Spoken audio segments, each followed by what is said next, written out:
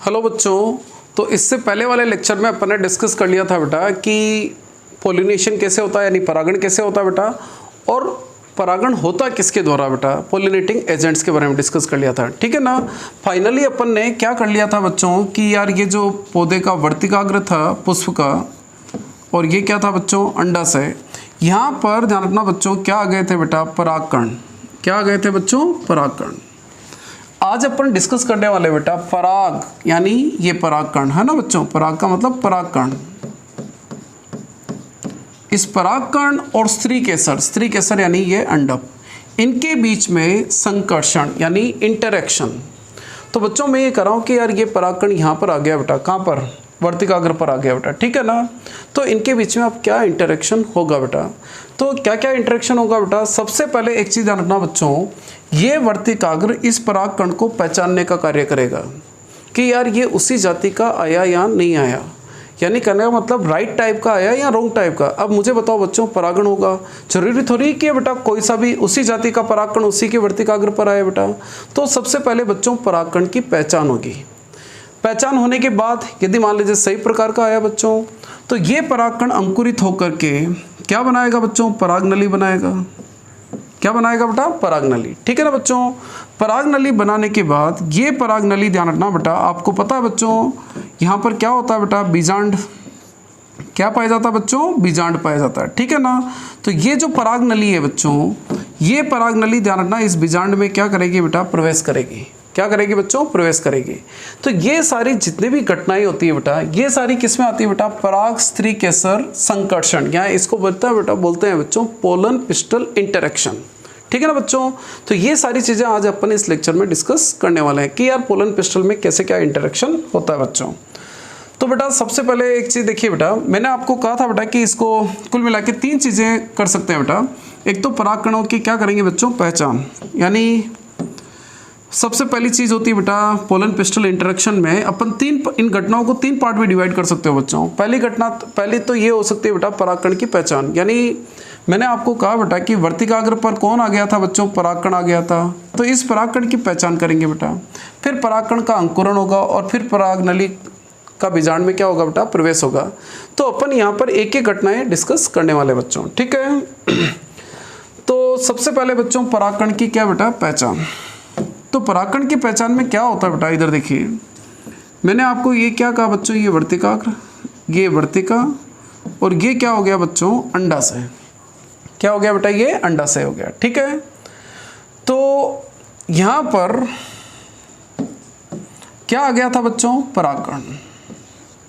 मैंने आपको पहले ही कहा बच्चों कि यार वर्तिकाग्र पर जो आने वाला परागकण है जरूरी नहीं है कि सही प्रकार का आए, यानी पहली पॉइंट क्या दे रखा बेटा, परागण के द्वारा जरूरी नहीं कि सही प्रकार के परागकण कहां पर आए बच्चों, वर्तिकाग्र पे आए, ठीक है ना बेटा। कोई सी भी जाति का भी परागकण आ सकता है बेटा। तो सबसे पहले ये वर्तिकाग्र इस परागकण को पहचानने का क्या करेगा बेटा, कार्य करेगा। तो प्राय गलत प्रकार के परागकण उसी वर्तिकाग्र पर आ जाते हैं, लेकिन स्त्री केसर में ये क्षमता होती है कि वो परागकण को पहचान सके कि सही प्रकार का है या गलत प्रकार का है, ठीक है ना बच्चों। अब ये पहचाने का कैसे, तो एक्चुअली में इस परागकण के ऊपर भी कुछ रसायन होते हैं बेटा, इस वर्तिकाग्र के ऊपर भी कुछ रसायन होते हैं। तो उन रसायनों के अंदर क्या होता है बेटा, इंटरेक्शन, अन्योन्य क्रियाएं होती है बेटा, इंटरेक्शन होता है। उसी अन्योन्य क्रिया से, उसी इंटरेक्शन से पता लगता है कि ये परागकण सही प्रकार का है या नहीं है बच्चों। तो यहाँ पर मैंने दे भी रखा बेटा, स्त्री केसर द्वारा पराग को पहचाने जाते हैं बेटा। स्त्री केसर और पराग के रासायनिक घटकों के बीच में क्या होता है, संकर्षण, यानी परागकण के और स्त्री केसर यानी वर्तिकाग्र के अंदर जो केमिकल्स होते हैं बच्चों, उनके अंदर क्या होता है, इंटरेक्शन होता है, संकर्षण होता है, उससे ये पहचान जाता है बच्चों। यदि सही प्रकार का आया, ठीक है ना बच्चों, समझना, यदि परागकण सही प्रकार का आया तो स्त्री केसर उसे स्वीकार कर लेता है। और परागण पश्च घटना का मतलब क्या होता है बेटा, इस परागकण को क्या बनाने देता है बच्चों, परागनली, यानी परागण पश्च घटना के लिए प्रोत्साहित करता है बच्चों, ठीक है। लेकिन यदि मान लीजिए इमेजिन करो परागकण गलत प्रकार का आ गया, तो बेटा ये इसको परागनली की वृद्धि को होने ही नहीं देता बच्चों, ठीक है ना, परागनली की वृद्धि को रोक देता बेटा।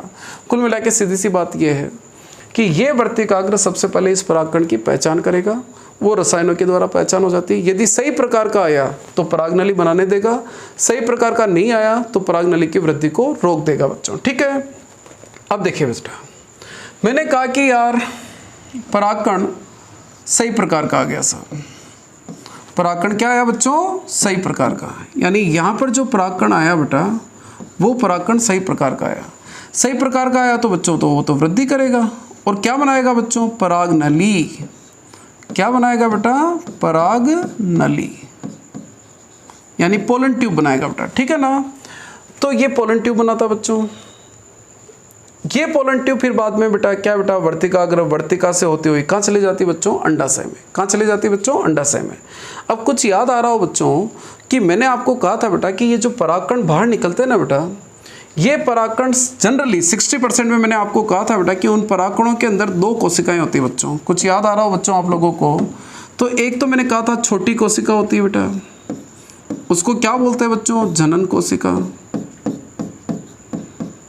और एक कोशिका बड़ी होती है बेटा, उसको बोलते हैं बच्चों अपन क्या बेटा? कायिक। कायिक कोशिका। ठीक है ना बच्चों? यदि परागकण, ध्यान रखना बेटा, यहाँ पर 2 कोशिकीय अवस्था में आया तो बच्चों ये जो कायिक कोशिका है ना बेटा, ये कायिक कोशिका ध्यान रखना बेटा क्या बनाती है बच्चों? परागनली बनाती है। ठीक है ना बेटा? इसके अंदर इसका आगे ही आगे केंद्रक होता है बच्चों, पीछे ये जनन कोशिका आ जाती है। यहाँ पर क्या आ जाती है बच्चों? जनन कोशिका। और ये जनन कोशिका भी यहाँ पर विभाजित होकर के 2 नर केंद्रकों का क्या करती है बेटा? 2 नर कोशिकाओं, नर युग्मकों का क्या करती है बेटा? निर्माण करती है। तो इस तरह से ये एक परिपक्व नर युग्मकोद्भिद है बेटा। इसमें टोटल मिला के कितनी कोशिकाएं होती है? 3 कोशिकाएं होती है। ठीक है ना बेटा? एक तो कायिक कोशिका हो गई और 2 क्या हो गए बच्चों? नर युग्मकों का क्या हो जाता है? निर्माण। लेकिन मैंने आपको कहा था बेटा कुछ 40% एंजियोस्पर्म ऐसे होते हैं बेटा जिनके अंदर ऑलरेडी क्या होती है बच्चों? एक तो कायिक कोशिका होती है और 2 क्या होते हैं बेटा? नर युग्मक होते हैं बेटा। ठीक है ना? तो उसमें परागनली के अंदर सीधे ही क्या आएंगे बेटा? नर युग्मक आएंगे। यहाँ पर मैंने दे भी रखा बच्चों कि कुछ पादपों में परागकण, ध्यान रखना, कौन सी कोशिका? 2 कोशिकीय अवस्था में निकलते हैं बेटा। ठीक है ना? एक कायिक कोशिका होती है और दूसरी कौन सी कोशिका? जनन कोशिका।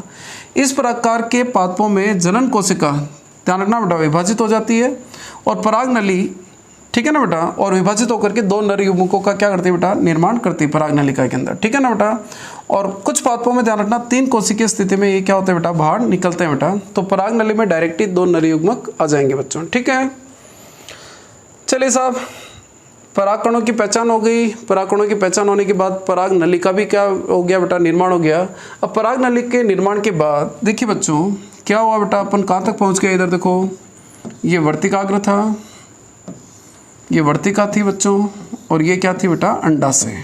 ठीक है, और इसके अंदर कुछ याद आओ तो बेटा मैंने आपको बीजांड बनवाया था बेटा। बीजांड में मैंने कहा था बेटा भ्रूण कोष होता है बच्चों, मादा युग्मकोद्भिद होता है, उसमें 3 कोशिकाएं ऊपर होती है, 3 नीचे होती है और 2 केंद्रक कहाँ होते हैं बेटा? बीच में। और ये बीजांड काय थी बेटा। और यहाँ पर अपन ने अध्यावरण पढ़ाया था बच्चों। ठीक है ना? ये इस तरह का क्या था बच्चों? बीजांड। ठीक है बच्चों, अब क्या हुआ बेटा कि मैंने आपको अभी बताया कि यहाँ पर परागकण आ गया था, परागकण की पहचान भी हो गई और इसने क्या बनाई बच्चों? परागनली। अब ये परागनली वृद्धि कर रही है बच्चों। वृद्धि करते हुए ये कहाँ चली जाती है? अंडाशय में। और अंडाशय के बाद ये परागनली, ध्यान रखना, बीजांड में प्रवेश करती है बेटा। और बीजांड में जो प्रवेश होता है बेटा मोस्टली कहाँ से होता है बेटा? बीजांड द्वार से होता है बेटा। ठीक है ना? तो ये प्रवेश कर रही है बच्चों। मैंने आपको कुछ याद आ रहा हो तो बच्चों यहाँ पर बताया था, एक तो नीचे की तरफ ये अंड कोशिका बताई थी और साइड में 2 सहायक कोशिकाएं बताई थी बेटा, सहायक कोशिकाएं। ठीक है ना? इसके अंदर एक समुच्चय बताया था बेटा। इसके अंदर मैंने आपको क्या बताया था बच्चों? इसके अंदर देखिए ये अंड कोशिका है बेटा और यहाँ पर पास में मैंने क्या बेटा? 2 सहायक कोशिकाएं बताई थी।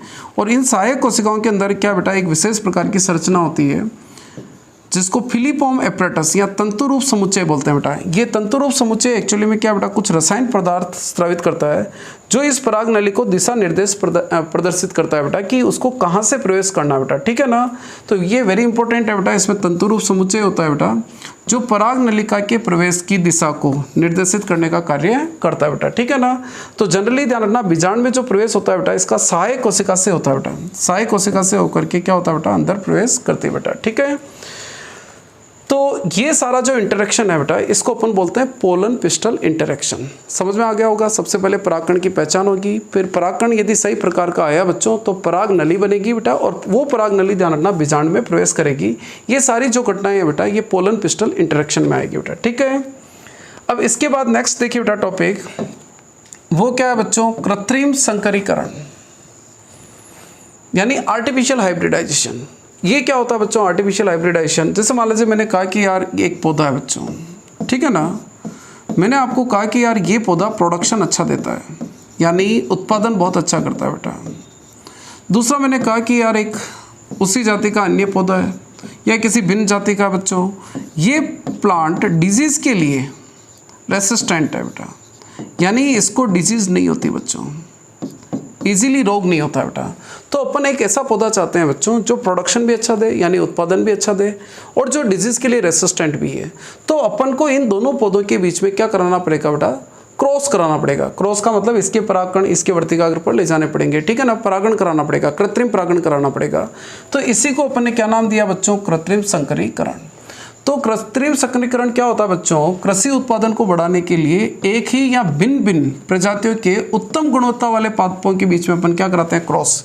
यानी कुल मिला के दो भिन्न भिन्न प्रजातियों के या उसी प्रजाति के भी होते हैं उत्तम गुण वाले पौधों के बीच में क्या करा रहे हो बेटा, क्रॉस करा रहे हो, तो उसको बोलते हैं कृत्रिम संकरीकरण। अब यार कृत्रिम संकरीकरण कराएंगे कैसे, यानी एक नया पौधा अच्छी विकसित अच्छा वाला अच्छी उत्तम गुणों वाला पौधा अपन डेवलप कैसे करेंगे बच्चों। तो देखिए बेटा उसमें क्या क्या स्टेप्स है बेटा। पहली चीज़ है विपुंसन। देखो बेटा मेरी बात सुनो, जैसे मान लीजिए मुझे ये कहा कि यार ये पौधा है, ठीक है ना बच्चों, ये इसका क्या लगा हुआ बच्चों, पुष्प। मान लीजिए ये उसका नर भाग हो गया बेटा और ये मान लीजिए उसका क्या बेटा, मादा भाग है। ये पुंकेसर हो गया बच्चों और ये मादा स्त्री जन्नांग हो गया बेटा, स्त्री केसर हो गया। अब यार मुझे बताओ कि यदि मान लीजिए मुझे किसी दूसरे प्लांट के साथ इसको क्रॉस कराना है, ठीक है ना बेटा, मान लीजिए ये इसका नर भाग है बेटा और ये मादा भाग है। मैं चाहता हूँ कि इसके परागकण इसके वर्तिकाग्र पे जाए, ठीक है। मुझे इन दोनों पौधों के बीच में क्रॉस कराना है कि यार इसके परागकण इसके अंदर जाए बच्चों। तो सबसे पहले मुझे ये बताओ, यदि पुष्प यदि द्विलिंगी है तो मुझे बताओ यार ये भी तो हो सकता था कि यार इसी के परागकण इसी के वर्तिकाग्र पे जा सकते थे। तो इसको रोकने के लिए यानी इस पौधे में स्वपरागण को रोकने के लिए सबसे पहले आपको क्या करना पड़ेगा बच्चों, विपुंसन। क्या करना पड़ेगा बेटा, विपुंसन। यानी आपने इस प्लांट को तो मेल माना एक तरह से और इसको क्या माना अपन ने, फीमेल। तो जिस प्लांट को आप फीमेल मान रहे हो ना बच्चों, उसके सबसे पहले परागकोश को आपको क्या करना पड़ेगा, हटाना पड़ेगा। तो किसी भी पुष्प के जो द्विलिंगी पुष्प है यदि उसके परागकोश को हटा रहे हो तो उस क्रिया को क्या बोलते हैं बेटा, विपुंसन। विपुंसन कराने से उस पुष्प के अंदर क्या नहीं होगा बेटा, स्वयुग्मन नहीं होगा यानी सेल्फ पॉलिनेशन नहीं होगा बच्चों, ठीक है। अब चलिए साहब आपने क्या किया बच्चों, इसके पुंकेसर को हटा दिया। चलिए साहब आपने हटा दिया,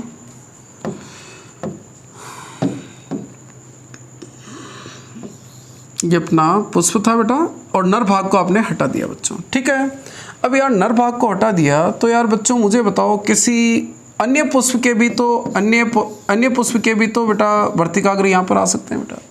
तो इसको रोकना बच्चों, तो इसको रोकने के लिए अपन क्या करेंगे बेटा, इसको एक पेपर से कवरअप कर दिया जाता है, बटर पेपर से कवरअप कर दिया जाता है। इसको अपन बोलते हैं बैगिंग।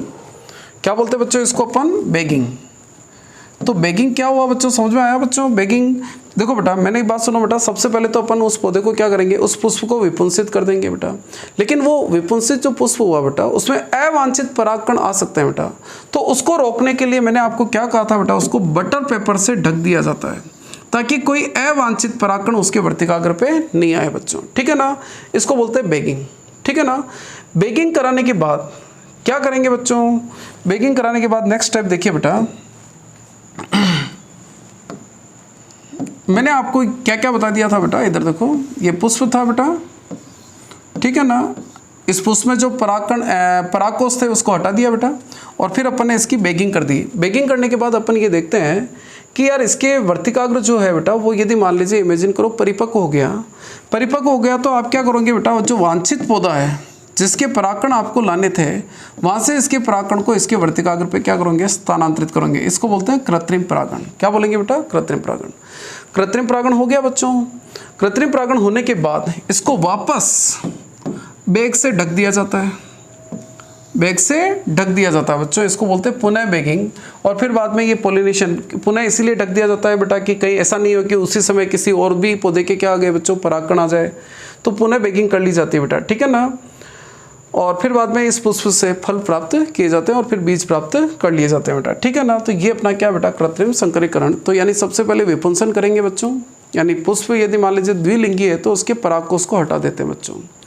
विपुंसन कराने के बाद उसकी बैगिंग कर लेते हैं, बटर पेपर से कवरअप कर देते हैं बेटा, और बटर पेपर से कवरअप करने के बाद अपन देखते हैं कि उसका वर्तिकाग्र परिपक्व हुआ या नहीं हुआ। परिपक्व हो गया तो बेटा फिर अपन जो भी वांछित पौधे के परागकण उसके वर्तिकाग्र पर छिड़क देते हैं और फिर पुनः बैगिंग कर लेते हैं बेटा। एक और चीज़ जानना बच्चों, यदि पुष्प एक लिंगी है तो आपको विपुंसन करने की जरूरत नहीं है, क्योंकि पुष्प ऑलरेडी एक लिंगी है, यानी ऑलरेडी यदि मादा पुष्प है बेटा तो उसमें विपुंसन करने की जरूरत नहीं है, बाकी क्रियाएं तो वो होगी ही बेटा, ठीक है।